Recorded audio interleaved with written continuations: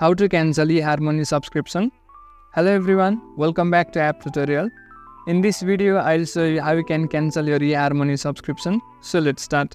First of all, open eHarmony and log into your account. You can use either the app or the website version. I'll be using the website version of the platform. After you log into your eHarmony account, go to your profile. For that, tap on the three lines on the left that you can see on the screen. After going to your profile, you'll find this data and settings option. Otherwise, it could be labeled as account settings as well. So simply tap on it.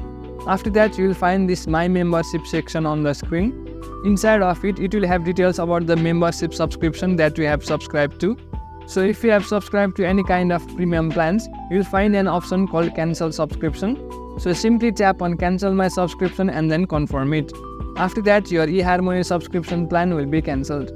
Since I have not subscribed to any plans on this account, there is no such option of cancelling the membership.